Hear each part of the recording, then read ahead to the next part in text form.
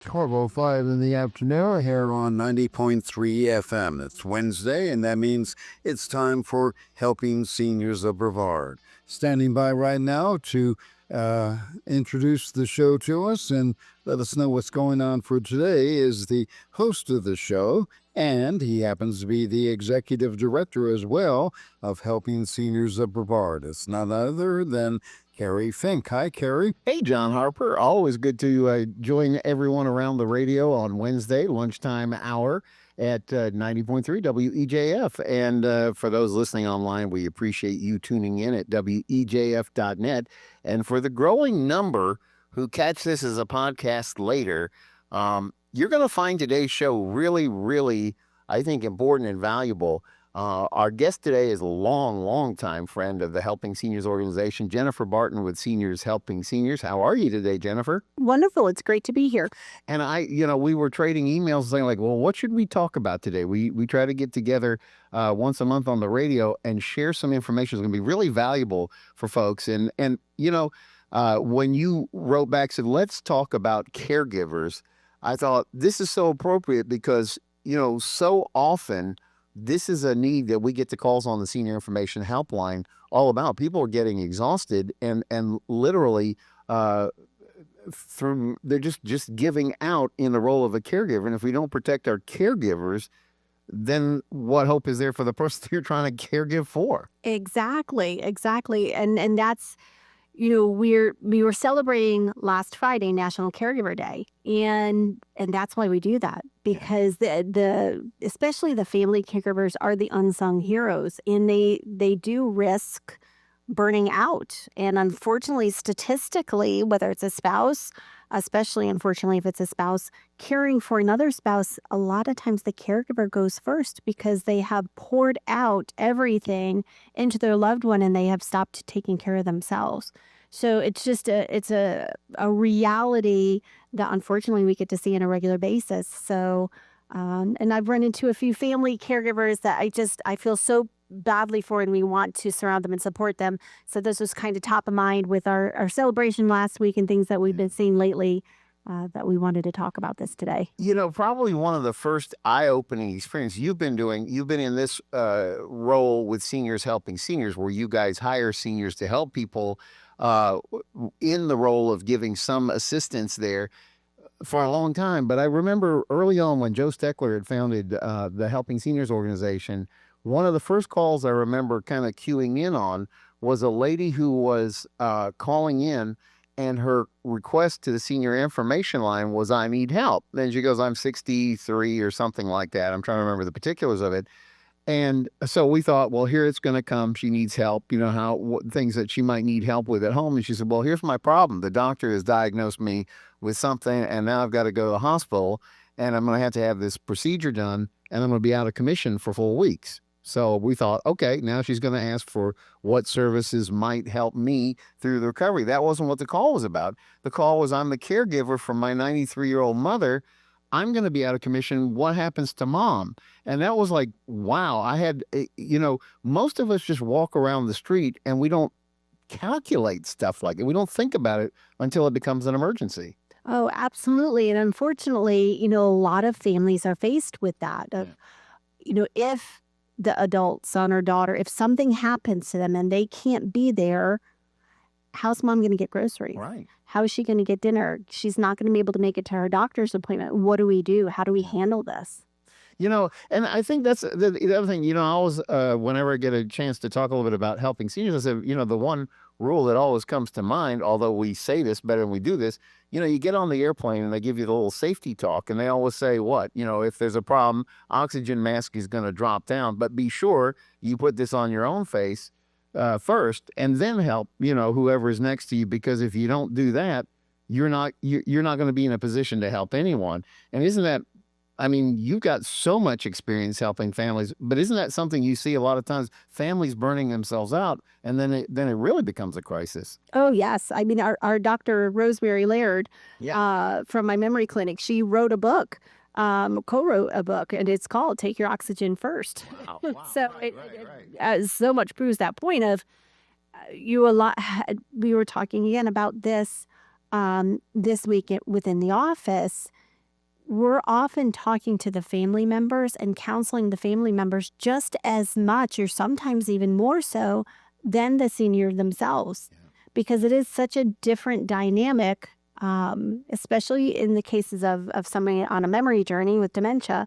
Um, the expectations and what do we do now, and when is the time to have help, and how do we have that help, and what does that look like, and it's a lot for a family to go through. So getting the family some help so they know which direction to turn sometimes is the first step. It's not actually helping the senior, it's helping the family. Yeah, I've heard Nancy Durdorf, who is been part of helping seniors, also again since Joe started it back then. But I remember she speaks so highly of what your company, Seniors Helping Seniors, did to help her on her journey as she was a caretaker. I think it was for her sister. I may have the point of the story was that she said, when I finally realized I could get some help, I could go back to being the daughter, I could go back to being the sister and get some help and get just a break from all of it for a few minutes to kind of like keep it all going.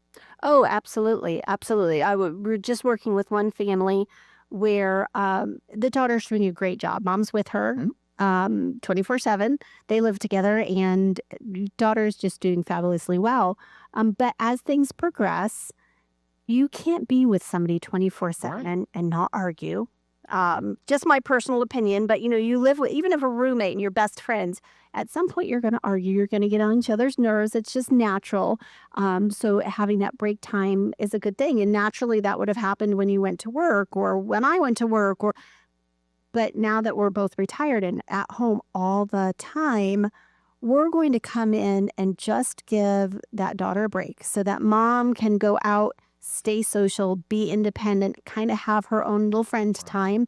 But it gives them a little bit of separation. So when they come back together again, they can be mother and daughter, and daughter doesn't have to have that caregiver hat on 24/7. Well, that's the other thing. I think we probably had it a little bit easier than I know a lot of families do, but we were caregivers for our moms as they were getting older. And as a person who is trying to be a good son, good daughter, you're always trying to do and think of everything you can to be effective at whatever it is. And you're getting hit with all these things at the same time. The doctor's saying this needs to happen or that needs to happen. And you're being called on to try to help make decisions about things like that. And at the same time, it's kind of a grind because there's no time off. You can't say, okay, I'm tired, I'm going down. And take 6 hours or 8 hours. It just somehow feels like it has to keep going. And I think that's one of the reasons why, as caregivers, it's easy to start to feel like the emotional toll of it is really like very, very all consuming because you feel like you can't catch a break. Oh, exactly. That they go into it very, very well meaning and 100% into it. But yeah, after a year or two or three, and it has been 24/7 for 3 years. Very naturally, people might start to feel like that it is too much, that they are stressed out, that they're carrying the weight by themselves. So having a team approach is a very good thing. So we'll talk to them about, yes, your brother and sister may live in another state, but could they come down for a week? Yeah. Or could mom go up for a week if she's still mobile and that's not going to harm. And then we can help as well. So it's having a team approach and getting the support that you need and not waiting to the point of burnout to do that.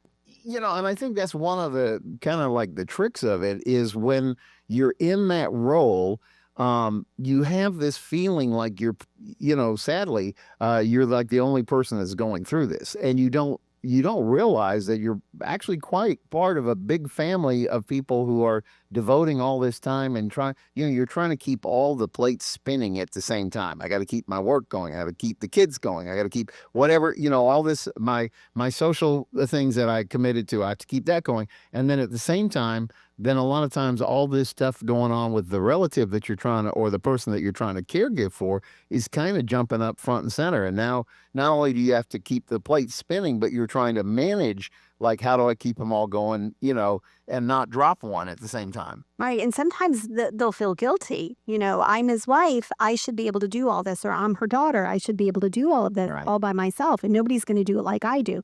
no one will do it like you do because you're family, but you can't, it's not sustainable.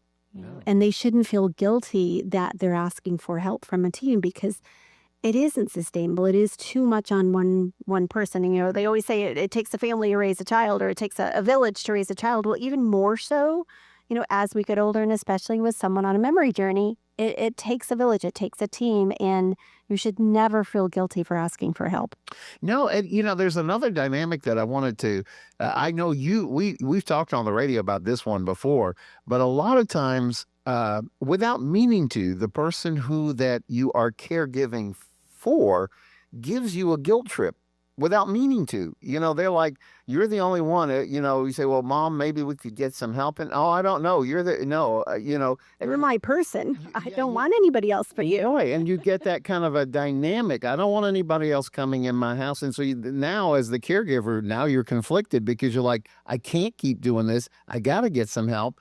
But now Mom's or Dad or whoever is bucking me on it. That's like, I know you're used to helping families try to navigate through that. There's a story you and I have talked about on the radio where kind of like you I don't want to say you conspired. That sounds really bad, but you had worked with the person, said, we're just going to send the person. And your mom was like, wow, I guess you're here. I don't remember the story. Well, you're here. You might as well stay. She was very unhappy. But by the end of that service, the two of them are sitting giggling and Googling where the nearest chair yoga class is so that they could go there the next time. Yeah, and I can't think how much better the person that was getting the help must feel, let alone how much the family member was like, please, yeah. Well, I know Nancy will tell this story. When we were at her house, we made a really, really good match, and she really adored, especially the one caregiver, Carolyn. And I guess one morning on a Saturday morning, Nancy got up and her sister asked, like, who's going to be here today? And she said, well, it's me. She said, oh, Carolyn's not coming. Like she said, at first I was a little put out, but she said, it made me feel good knowing that she felt so good about her and safe with her. And that's the hope, is that they do have a good time together. So I think as part of the equation, though, as a caregiver, you know, boy, it's tough. It's like you're adding more work. You're like, I'm working hard enough. I don't have time to sit down and figure out the plan. But, Joe always was the big proponent of like, you got to make an aging plan, because if you don't, what is it? If you fail to plan, you plan to fail, or whatever they like to teach us in those kind of settings. But really, the point is there is help out there, but most of us don't know where to go to try to start to figure out, how do I put together this plan? How do I get help that I can manage within what my finances are, what all the constraints that I have to the hoops I have to jump through. How, you're really good at this because you have the experience. So you're able to sit down with a family and help them try to chart a course given and we've talked about this before. You're also like the first rung. You come in and help them get used to the idea of getting the help that they might need. Exactly. Because of our licensing, a lot of times we are the first ones in. So we've gotten really good at having this conversation of how do we introduce ourselves? How do we get in the door, especially when someone's reluctant? And then what type of care, do you start with? And how do you get that ball rolling? And some instances, it's pretty easy. And others, it's pretty difficult because they can be so reluctant. So we're having that conversation with a lot of families. And so every once in a while, I'll have a family that calls me and say, I want 7 days a week. Yeah. And through the conversation, I found out Mom's never had help before, ever, in the house. So please don't do that to her. Please don't do that to us. Don't do that to yourself. Right. Start small and work your way up. Yeah. Kind of let it be Mom's idea. Once she likes the person, okay, we'll add a day. We'll add another day. Just worked with the family, and I happen to actually know the senior themselves pretty well. And her son called me, and he wanted 7 days a week. And I laughed. I said, have you met your mom? Because that's not going to happen. I know that's not going to happen. So we've started with 1 day. We're working towards 2.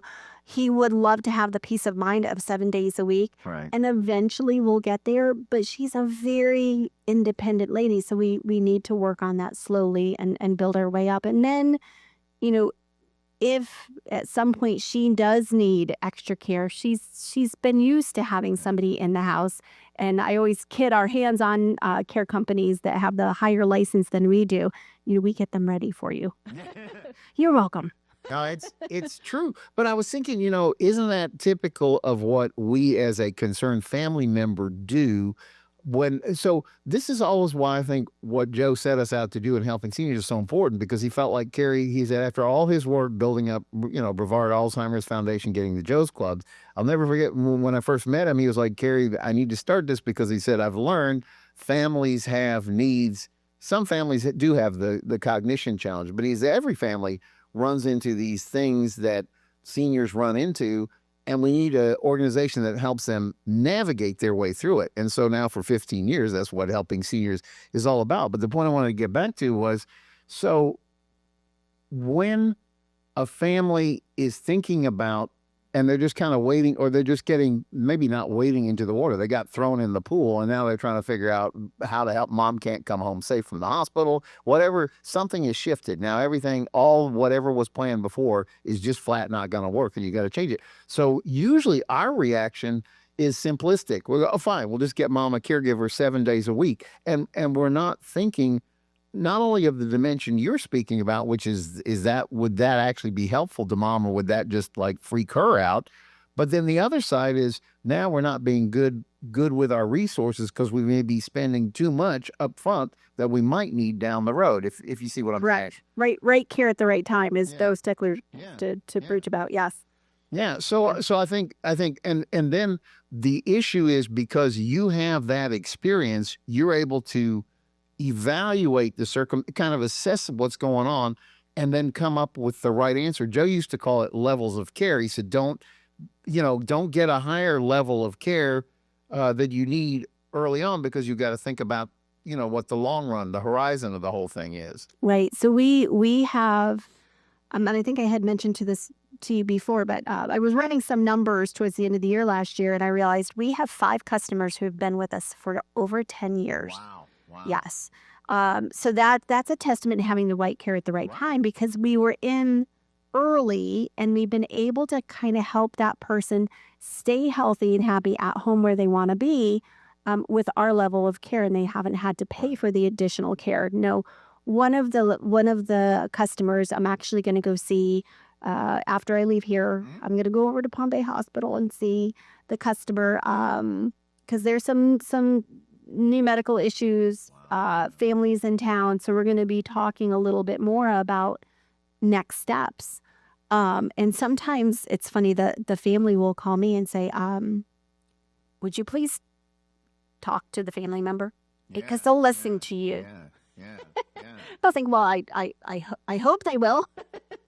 But we've gotten such a nice relationship over the course of the year that they will listen, and thankfully about what next steps and what plans are, and that may or may not be our care, but we want what's best for that senior in that situation. Well, and also you and I have talked about this so many times that, first of all, particularly like during COVID, but even during the normal times, so often the extended family of mom or dad or aunt or uncle who's down here, they're off in the Northeast or Midwest or out West or something. They're not here. They come here a couple of times a year to visit and check up on. And so they really rely on having the quality caregiver, meaning you guys, keep them abreast of what's going on. And you have the experience also to know when it may be time to be making that transition to a higher level of care. Oh, absolutely. One of the things that I really like that we instituted is even though we're seniors, helping seniors, we're pretty good at technology. We have a family portal. Right. So if that son and daughter are up in New York, Pennsylvania, out in California, they can go log in. They can see their parents' schedule. They can see a picture of the caregiver and a little bio of the caregiver. But they can also see that caregiver's notes. At the end of the week, we upload them so they can see everything. So they know on a week-by-week basis what's happening. Was mom gone? What type of duties were we doing in the house? So they can see everything. And so there's no surprises. Right. Now, obviously, if there's anything of major concern, we call right away. Right. But so the family knows, mom's doing great, or I'm seeing it coming. That there are certain things that are happening. The mom is no longer showering without being prompted to.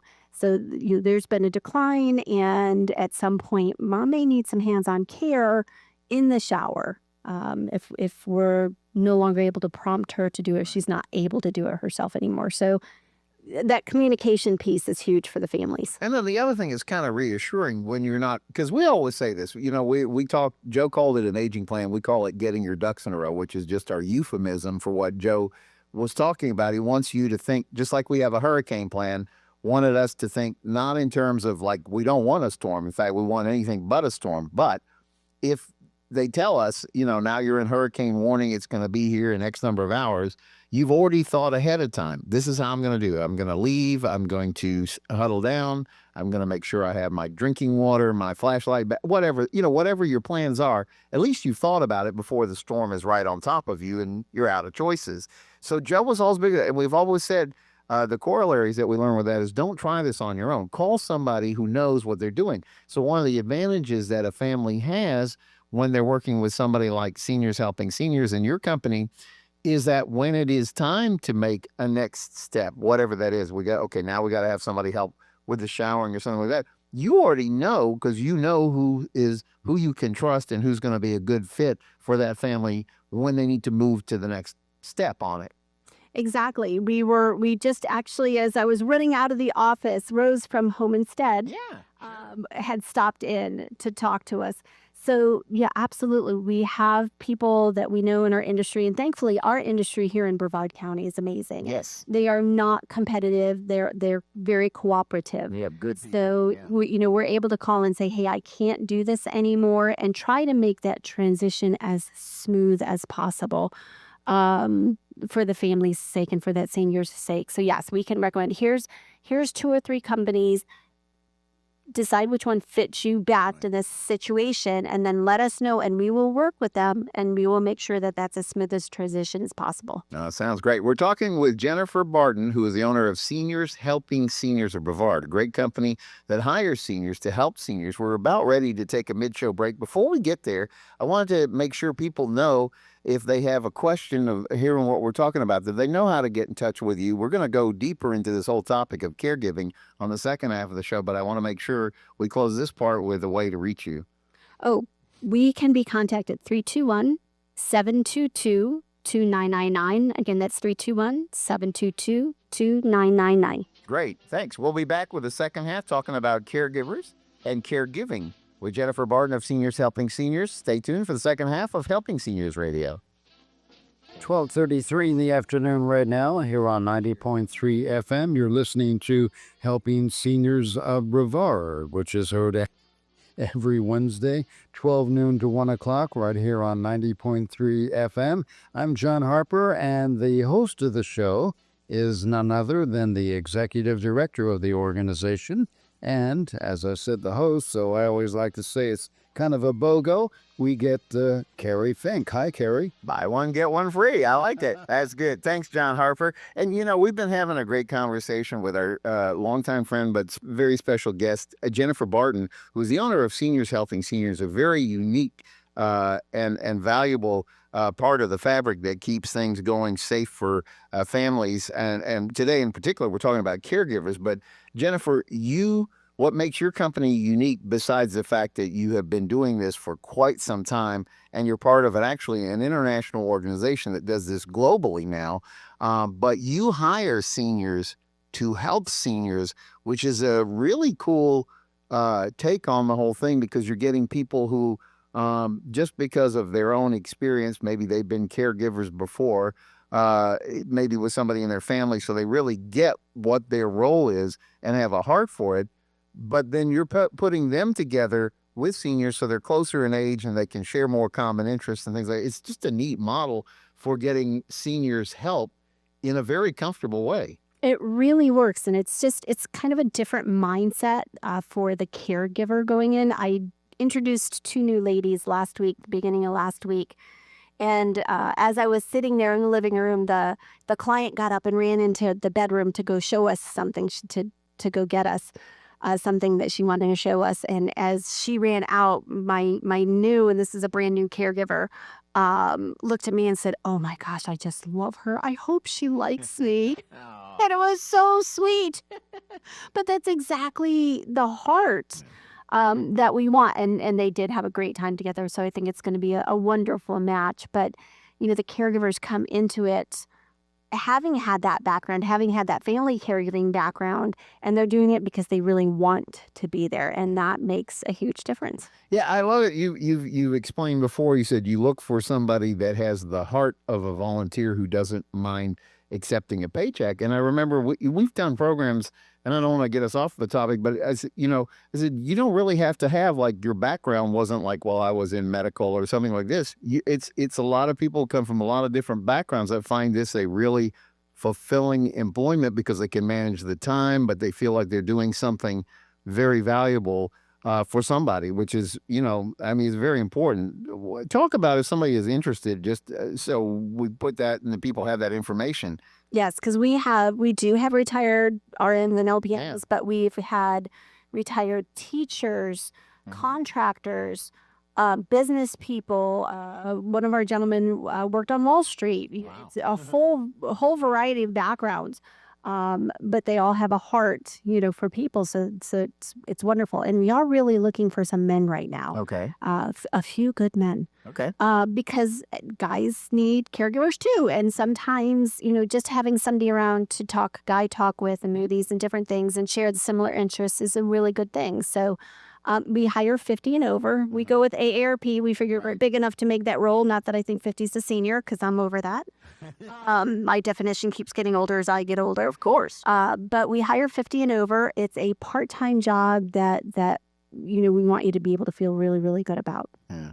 No, it's good. So if somebody is curious and just is like, okay, I'd like to hear more about it. What do? They give you a call or how? Yeah, absolutely. Call us. You can go online at seniorshelpingseniors.com/Brevard. There's actually an online application there, but I can also email a link directly to that application because sometimes it's a little tricky to find. We have paper applications. We try to make it very easy. If you want to apply, we'll make sure we talk to you and we get you that application and get you inside. Good. Well, I like that. Okay, so let's come back to the question because during the break, we were talking about the fact that helping seniors, we have really partnered up with AARP on a number of different things. We're going to talk before the end of the show about an event coming up July 16th called Caregivers Conference. So we'll kind of cap off the conversation with that. But we have also, we started this program last year called Scam Jam, and it's something that has become very, very, very well attended, very popular, just because the symbolism of it means that seniors are very concerned about not getting ripped off. And we just finished up one with our friends at Glenbrook Senior Living in Palm Bay. And again, with the help of our friends from ARP, we were able to bring in some really amazing speakers. We had a lady, Melanie DeVoe, from CFTC.gov, which is, if I can get this right, Commodities Future Commission, Trading Commission, I think is what it is. So she came down to talk to us about how seniors are getting scammed because looking at commodities, you go, well, we're not investing in oil commodities or things like that. But we are oftentimes getting talked to about cryptocurrency and Yes. precious metals. And so she wanted to come and share their viewpoint from Washington, D.C. about where they're seeing seniors get taken advantage of in both of those areas because crypto is just right. Since it's the wild, wild west right now, it's very easy for anybody come in and tell a song and dance story and walk away with somebody's money. And then the precious metal scams are the things where not necessarily that people aren't getting the gold or silver that they asked for. It's just they're paying 2 and 3 times what they actually should have for it. And that's where the scam comes in. My point about the Scam Jam was one of the things that we always talk about. And again, I was saying during the break is that these are really popular. So we're moving around the county. The next one's coming up in April. We're going to be back at the Brenity in Viera to bring our next Scam Jam. I'll hunt down the date and give that to you before we go off the air. But the point I want to get to is each Scam Jam, we take a moment to talk about getting care at home because so often somebody will see a business card on a bulletin board, maybe at the grocery store, library, even at church, and it says, I'll watch grandma. And, you know, you think, well, this is great. This is the answer to my prayer. They're going to come in. They're going to help grandma. I can get some break, and then I'm out of the house. And of course, that person's in the house, but the problem is you have no idea who you just let in your house, no matter what the business Which starts. is really scary to me. Yeah. Talk a little bit about that, because this is the thing that, especially, like, I'm sure I've heard it. People call and say, well, I can hire this person for X dollars per hour, but if I call, you know, a company, they're going to charge me this, and it's a lot more. Well, you get a lot more, but I don't think when we first are stepping into this, we understand what we're paying for when we pay those extra few dollars, and what security that really needs. Exactly. And this is a soapbox issue for me. And it's not, whether you use us, whether you use another company, you really do have to protect your loved one. And I understand that, you know, maybe it's a $5 difference, you know, and that adds up. I understand budgets. I understand finances for everyone. But like you said, there can be a big difference there in the long run, because when you hire a company, all of us are licensed through the Agency for Healthcare Administration here in Florida, ACA for short. We all have to do a federal background check. So they are going all 50 states, territories. They are looking at everybody. We have to go on and do a search, make sure that they're on what I call the naughty list. And then we do that federal background check. But most companies will also do local checks. We'll do motor vehicle checks. We'll look at many different aspects of that person to make sure that they are a safe person coming into the house. Companies will also have insurance. Our seniors are our employees. They're covered by insurance. They don't have to have separate insurance. They're covered by ours.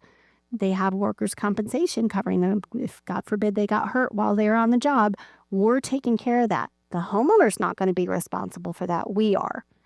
If a caregiver calls out sick, we've got a replacement for them. We know that our caregivers are where they're supposed to be, when they're supposed to be there. Again, even though we're seniors, we're technologically advanced, and there's a lot of companies out there that do this. We have an app for that. It's geolocation. So when they sign in, there's a 300-foot tolerance. They have to be at the house in order to be able to sign in, or they can't sign in. If they don't sign in, they're not getting paid. So we know that our people are where they're supposed to be, when they're supposed to be there. We've come in after where, the family member said, well, I hired this person to be with mom, but we found out that they hadn't been there in 2 weeks. Wow. Mom finally just happened to say, by the way, where's so-and-so? And come to find out, they were still paying her. She just wasn't showing up. My goodness. Yeah. Oh, wow. So, unfortunately, we hear the horror stories of what's happened after. We've come in after they had a caregiver and a cleaner. They both pointed fingers at each other. But when the family came down from Canada, so they only came once a year, all mom's stuff was gone. Oh, Lord. And she was on a memory journey, so she couldn't really say what happened to it. And the caregiver and the cleaner are pointing fingers at each other. Mom couldn't say anything. Unfortunately, the police did get involved, but they were not able to do a whole lot. So both of these people are still out there, probably doing this to another senior. Oh, I've had experience in senior caregiving. They've also had experience in senior taking.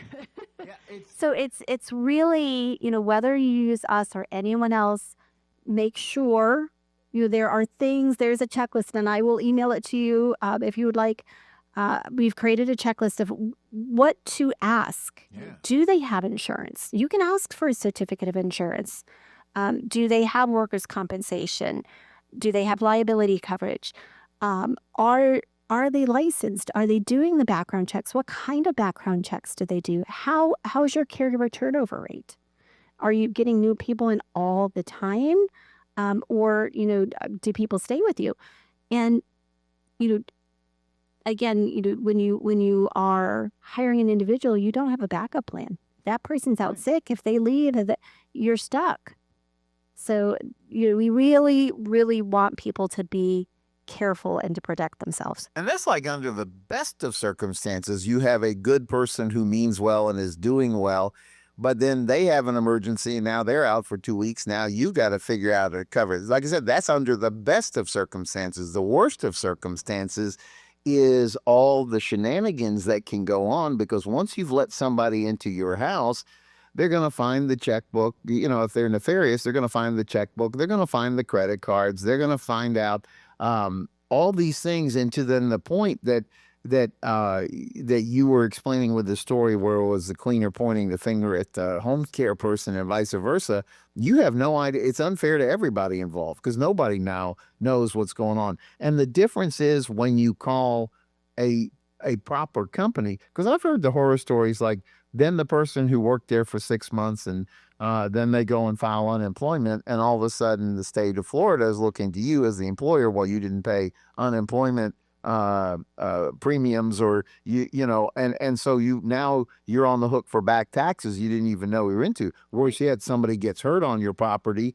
and then you've got this problem, and now so all these things are the peace of mind that you get when you get the right company to get the help from, because you've done all the work. That's what the difference is. You've done the work, you stand behind the work, and then you are, if somebody's on vacation, I don't mean it in the wrong way, but then it becomes your headache to figure out how this is going to work for the family, not their headache. Right. So, you might be saving a couple of dollars an hour by going to that, but you could be spending thousands, hundreds of thousands of dollars in the long run because of, an accident, an injury, people stealing. So you have to look at it both ways. Yes, I understand budgets are tight, but the cost of hiring someone who's not been background checked, who doesn't have insurance is can be pretty high.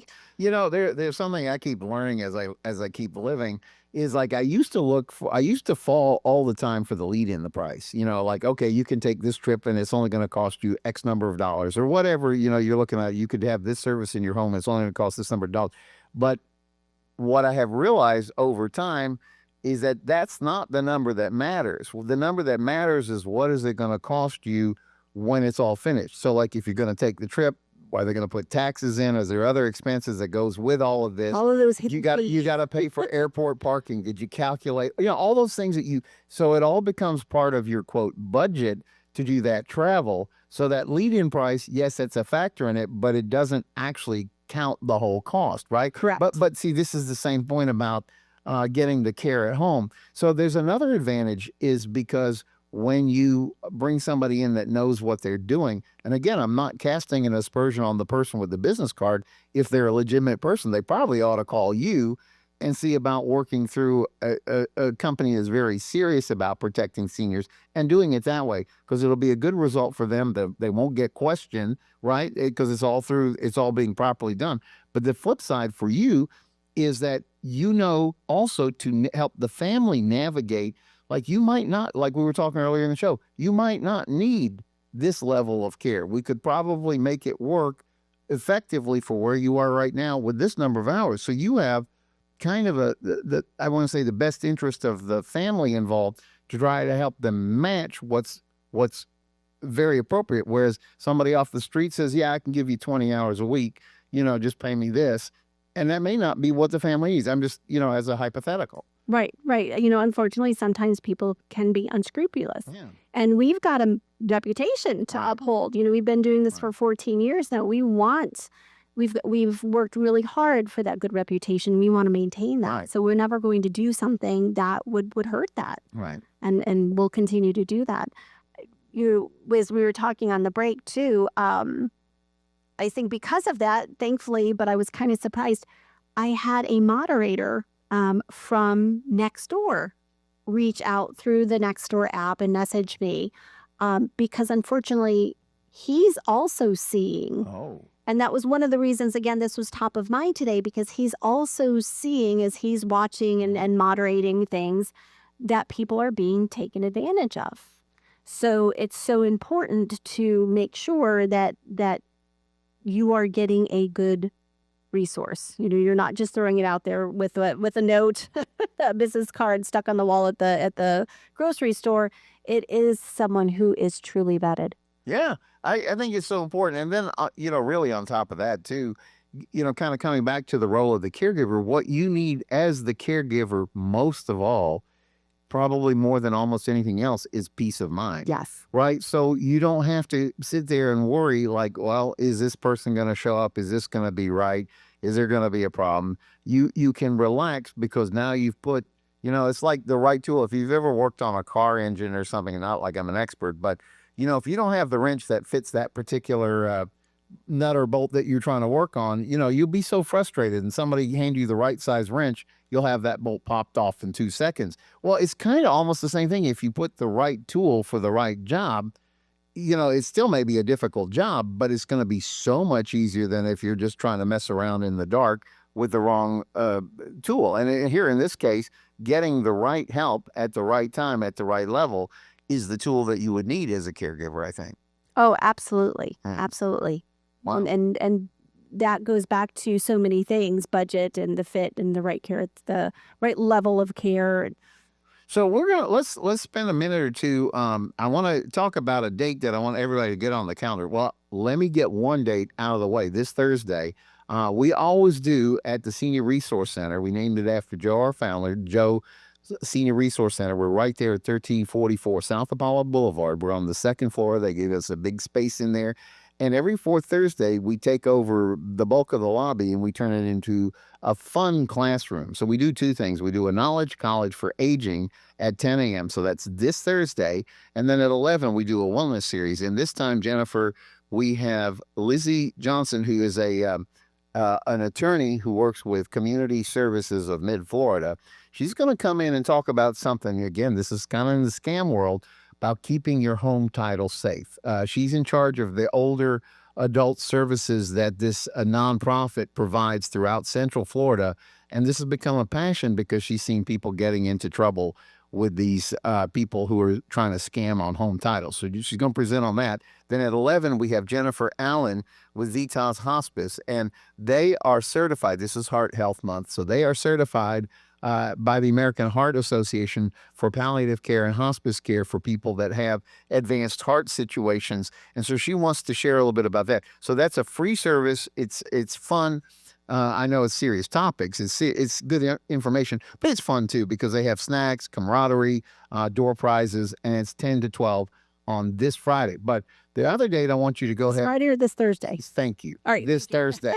This Thursday. Thank you. Go on Thursday. It's it's every fourth Thursday. Thank you for helping me get that right. So the other thing though I wanted to mention was on July 16th, we're so pleased to be able to partner with AARP. We're going to build a caregivers conference, and we're just now putting this together. It's going to be also at the Senior Resource Center. It's going to be 10 a.m. to 2 p.m. on that day. So again, that's a Thursday. It's the 16th of July.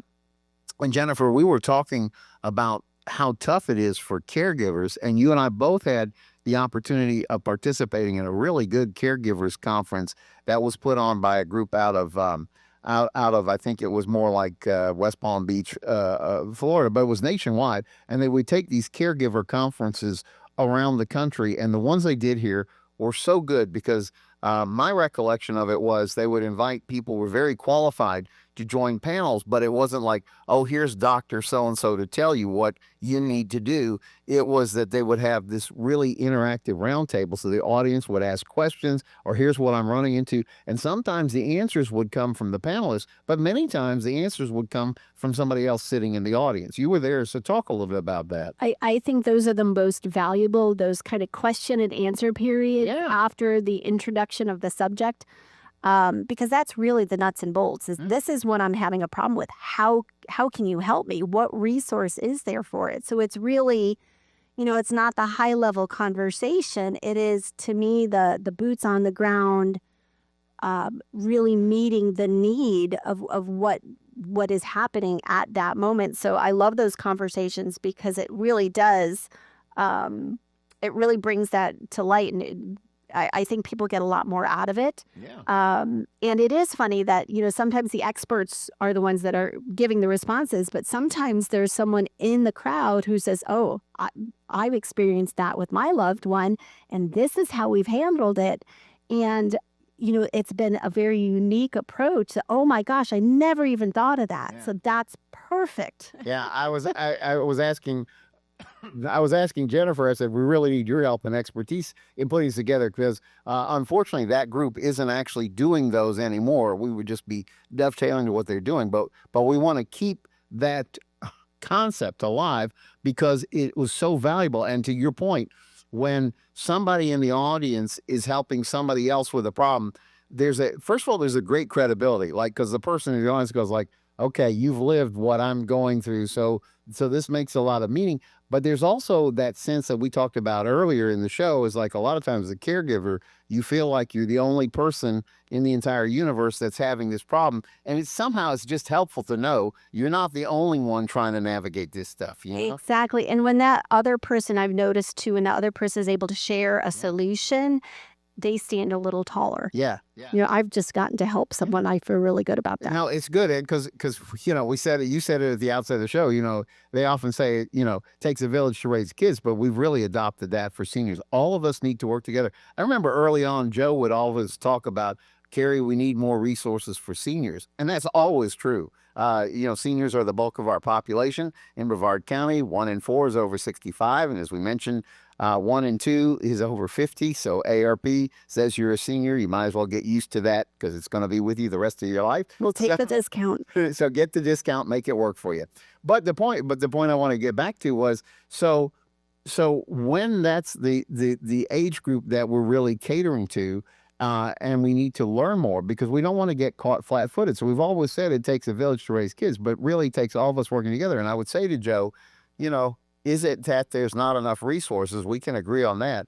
But is it a lot of times that we don't know who to call when something comes up? The resource is there, but if you don't know that that's a possible solution, it's not going to be of any value to you. So we got to make sure people know about this stuff. So I think that's going to be the point that we're going to try to get through with the caregiver conversation in that July 16th session, is that there is help out there. Let's work together and find those solutions. Yes, absolutely. All right. Well, Jennifer Barton with Seniors Helping Seniors, we've about exhausted our time for this edition of Helping Seniors Radio, but I want to make sure I leave people with good ways to get in contact with you, maybe for help that they might need at home, or maybe they've been encouraged to say, like, I've got some skills. I might want to see if there's an employment opportunity that would make sense. How do they do that? Yes, I can be reached at 321-722-2999. Again, that's 321-722-2999. Of course, we're on the web,